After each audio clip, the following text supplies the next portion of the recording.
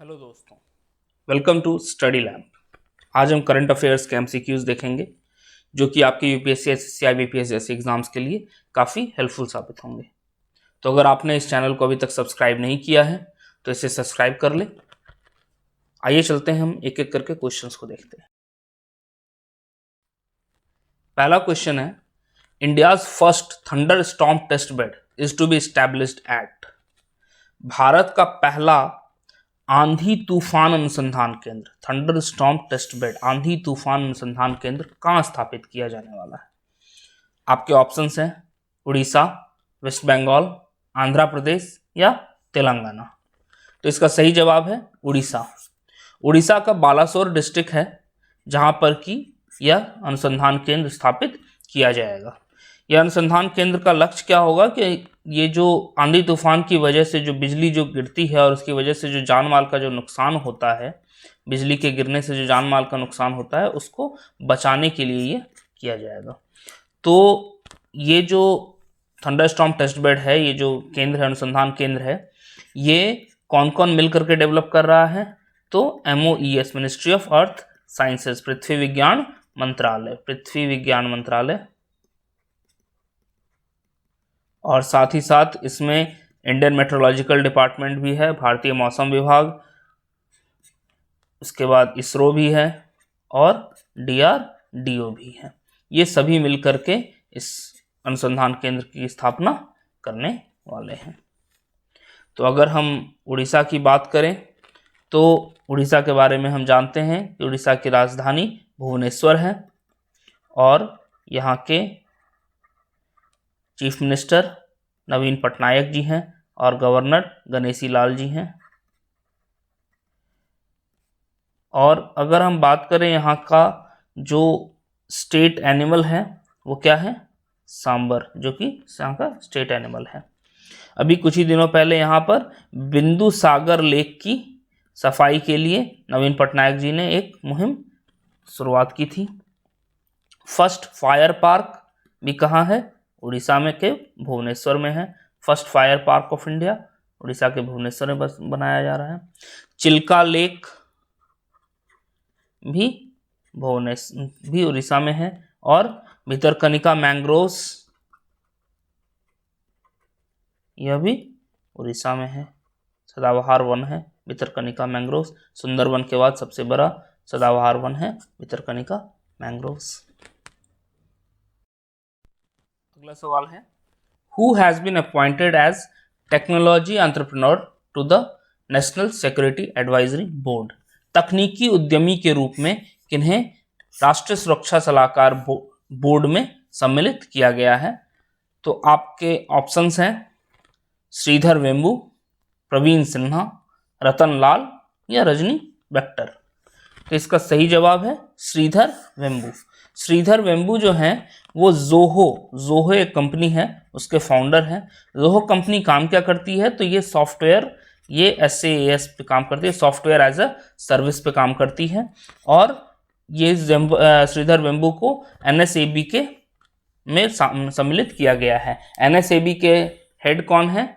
NSA Ajit Doval जी इसके head हैं। NSAB में और भी कई लोग सम्मिलित हैं, जैसे कि पूर्व इसरो चेयरमैन के राधाकृष्णन हैं, और फिर अंशुमन त्रिपाठी जी हैं जो कि IIM बेंगलोर के फैकल्टी हैं। अंशुमन त्रिपाठी, उन्हें भी इसमें सम्मिलित किया गया है। साथ ही अरुण सिन्हा जी हैं, वो भी फ्रांस के पूर्व राजदूत रह चुके हैं। तो ये सभी लोग NSAB में सम्मिलित किए गए। NSAB का काम क्या होता है? तो NSA को ये बोर्ड जो है वो ये विचार करता है नेशनल सिक्योरिटी एडवाइजरी के संबंध में, राष्ट्रीय सुरक्षा के संबंध में ये बोर्ड अपने सुझाव देता है। अगर हम प्रवीण सिन्हा जी की बात करें तो प्रवीण सिन्हा जी को अभी CBI director, acting CBI director, जब तक कि CBI के डायरेक्टर के रूप में निर्णय नहीं हो जाता है तब तक इन्हें एक्टिंग CBI डायरेक्टर बनाया गया है, क्योंकि अभी ऋषि कुमार शुक्ला जी जो हैं वो रिटायर कर गए हैं, जो कि पूर्व CBI डायरेक्टर थे। तो वो रिटायर कर गए हैं, तो उनके बाद acting CBI director Praveen Sinha ji को बनाया गया है। रजनी बख्तर की अगर बात करें तो इन्हें इस बार पद्मश्री से सम्मानित किया गया है। श्रीधर वेम्बू जी को भी पद्मश्री से सम्मानित किया गया है। श्रीधर वेम्बू जी को भी पद्मश्री से सम्मानित किया गया और रजनी बख्तर को भी 2021 के पद्मश्री से सम्मानित किया गया। रजनी बख्तर जो है वो फूड इंडस्ट्री में एक उनका नाम है, उनकी अपनी ब्रेड और ओवन इंग्लिश ओवन के नाम से उनकी अपनी ब्रांड वगैरह चलती है, बख्तर कंपनीज के नाम से उनकी ब्रांड चलती है। अगला सवाल, which of the following countries are not part of Indian ocean rim association?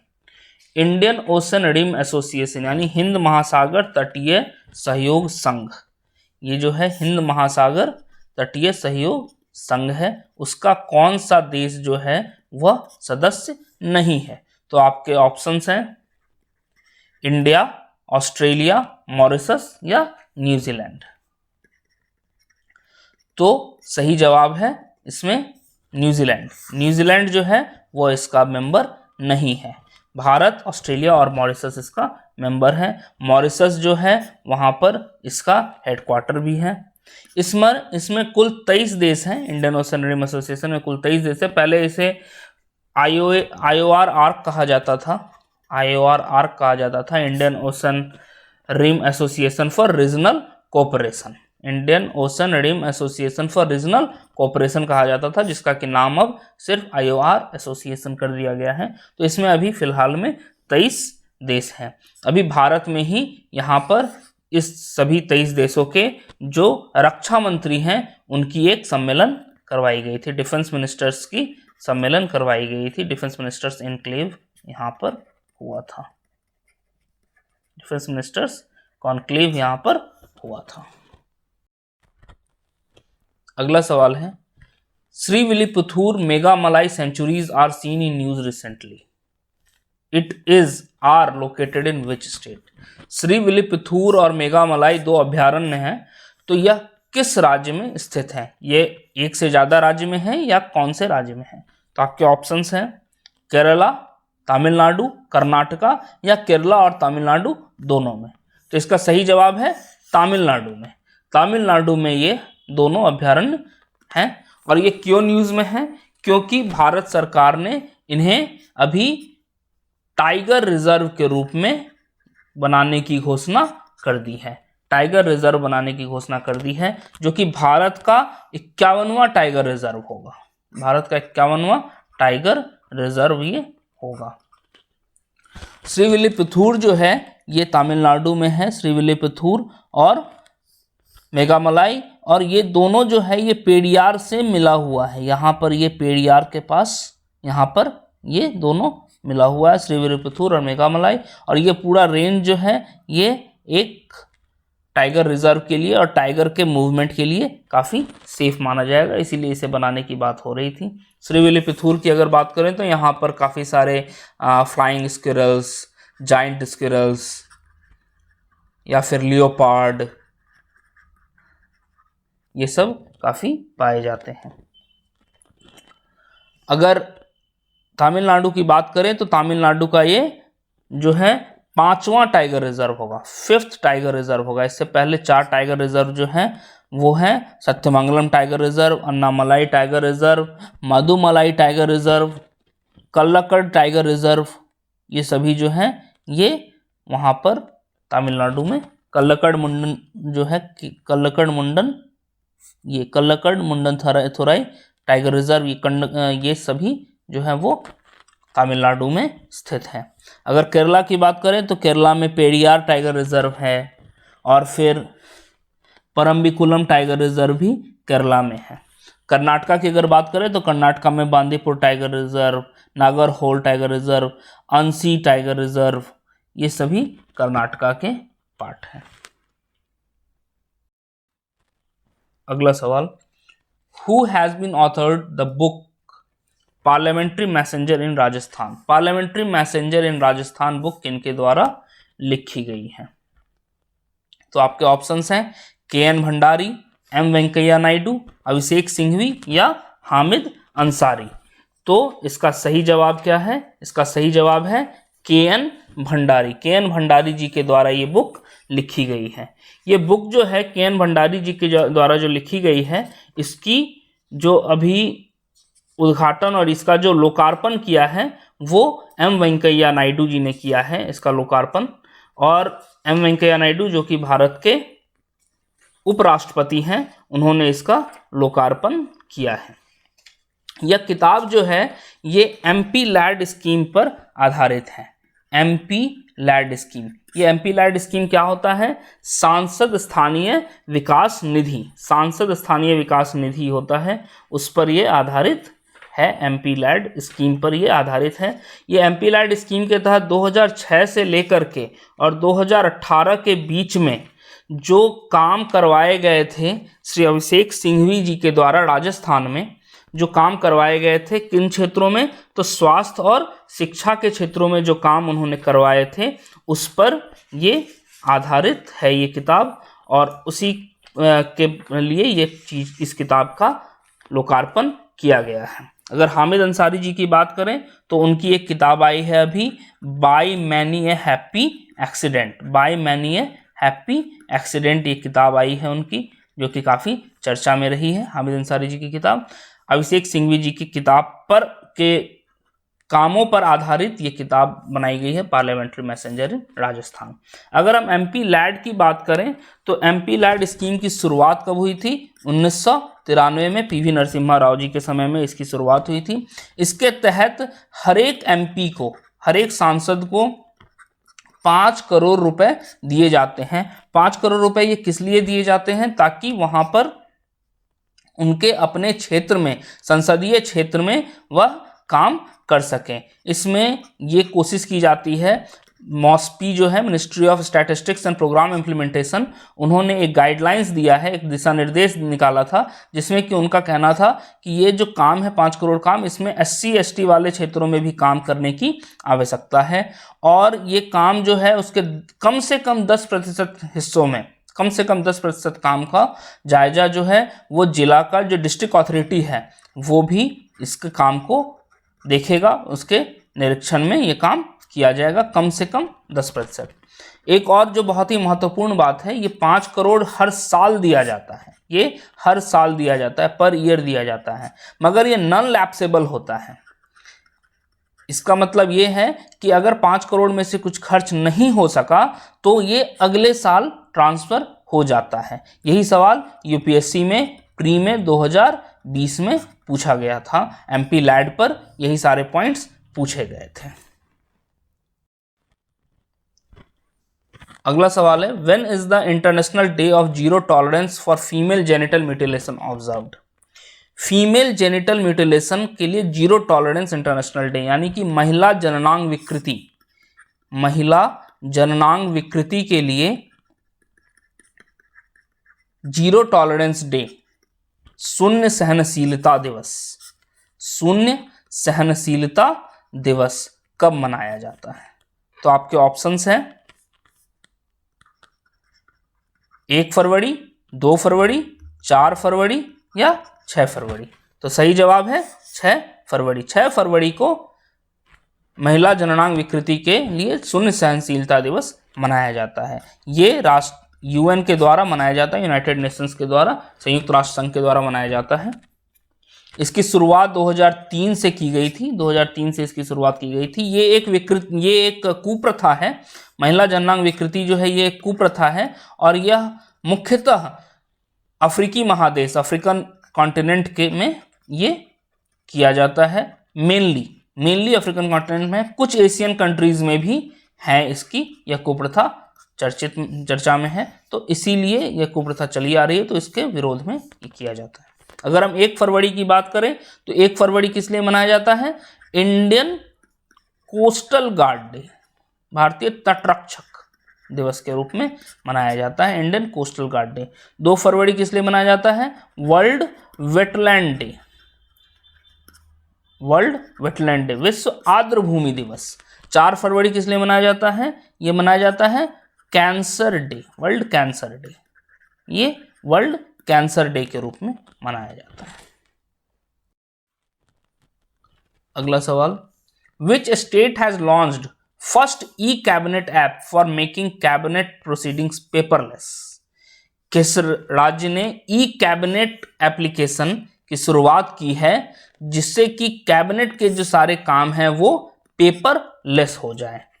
तो आपके ऑप्शंस हैं हिमाचल प्रदेश, महाराष्ट्र, असम या गुजरात। तो इसका सही जवाब है हिमाचल प्रदेश। हिमाचल प्रदेश के जो मुख्यमंत्री हैं जयराम ठाकुर जी, उन्होंने इस चीज की शुरुआत की है, इस ऐप की शुरुआत की। इसके लिए एक मोबाइल ऐप भी बनाया गया है। तो हिमाचल प्रदेश पहला वो राज्य है जिसने कि पेपरलेस बजट भी दिया था। पेपरलेस बजट भी हिमाचल प्रदेश ने ही दिया था।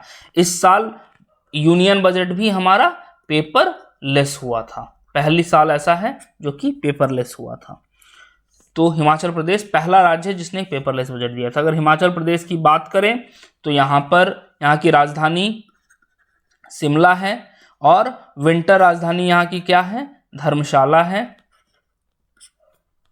स्नो लियोपार्ड यहाँ का स्टेट एनिमल है। स्नो लियोपार्ड स्टेट एनिमल है। स्टेट एनिमल स्नो लियोपार्ड है। कालका शिमला जो रेलवे लाइन है, जो रेलवे है, कालका शिमला रेलवे जो है, ये यूनेस्को के द्वारा वर्ल्ड हेरिटेज साइट में माना जाता है। वर्ल्ड हेरिटेज साइट के रूप में माना जाता है। यहाँ पर ग्रेट हिमालयन नेशनल पार्क भी है।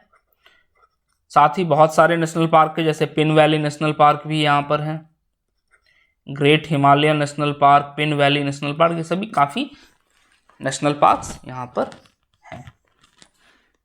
अगला सवाल, which state government has recently set up an Indian institute of skills? Indian institute of skills, भारतीय कौशल संस्थान, भारतीय कौशल संस्थान किस राज्य ने अभी हाल ही में इसकी स्थापना की है? तो ऑप्शन है आपके असम, उत्तर प्रदेश, महाराष्ट्र या गुजरात। तो गुजरात ने भारतीय कौशल संस्थान की स्थापना की है। गांधीनगर में ये बनाया गया है। ये कौशल संस्थान जो है, भारतीय कौशल संस्थान जो है, जिस तरह से आईआईटी हैं या आईआईएम हैं, उन्हीं के तर्ज पर भारतीय प्रबंधन संस्थान है या इंडियन इंस्टीट्यूट ऑफ टेक्नोलॉजी है। तो इन सब के तर्ज पर ये इंडियन इंस्टीट्यूट ऑफ स्किल्स बनाने का निर्णय लिया गया है। कुल 3 जगहों पर यह होगा। उत्तर प्रदेश में कानपुर में होगा, महाराष्ट्र में मुंबई में होगा और गुजरात में गांधीनगर में होगा। तो ये 3 जगहों पर इसकी स्थापना की जाएगी।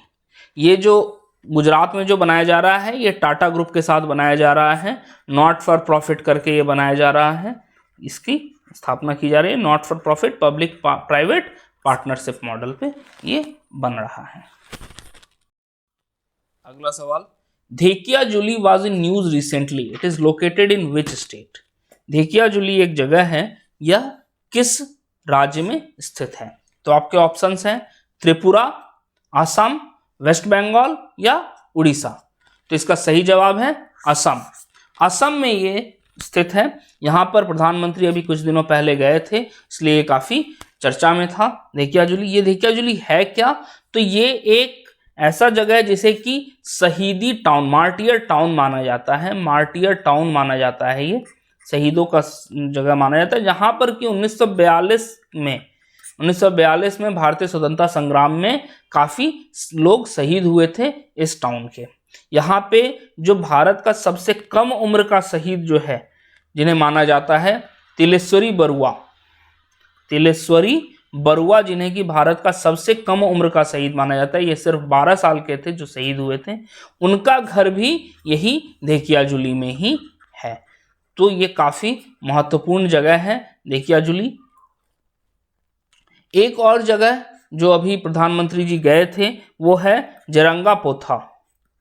जेरंगा पोथा ये भी असम में है। जेरंगा पोथा ये भी असम में है। यहाँ ये क्यों नाम पॉपुलर है, इसका क्यों नाम है? क्योंकि यहाँ पर जॉयमती जी, जॉयमती जो कि अहोम राज, जो अहोम राज है जिससे कि असम बना, तो अहोम राज की राजकुमारी थी। अहोम राज की राजकुमारी थी, 17वीं शताब्दी में थी। तो यहाँ पर इन ये भी शहीद हुई थी, तो इसीलिए ये जेरंगापोथा वो जगह है, और जेरंगापोथा में अभी कुछ दिनों पहले प्रधानमंत्री विजिट किए थे, इसलिए काफ़ी पॉपुलर है और समाचारों में है। अगला सवाल, Parakh was in news recently, it is related to. Parakh एक चीज है, वो क्या है, किस चीज से संबंधित है? तो आपके ऑप्शंस हैं, portal to help skilled people to find job opportunities, जो कुशल कामगार हैं उनको जॉब लेने के लिए एक पोर्टल बनाया गया है। A new national assessment centre to assess the students, एक नेशनल असेसमेंट सेंटर बनाया गया है, मूल्यांकन संस्थान बनाया गया है जो कि विद्यार्थियों का मूल्यांकन करेगा, एसेस करेगा उन्हें। And environmental single window hub for forest and wild life, forest और वाइल्ड लाइफ के लिए एक सिंगल विंडो हब बनाया गया है। चौथा ऑप्शन है portal to help visually impaired people for covid, जो दृष्टिबाधित लोग हैं उनको एक कोविड से बचने के लिए एक पोर्टल बनाया गया है। तो इसका सही जवाब है a new national assessment centre to assess the student. New national assessment centre जो है वो बनाया गया है। परख बेसिकली जो है एक शॉर्ट फॉर्म है, एक एक्रोनिम है। इसका फुल फॉर्म जो है वो है परफॉर्मेंस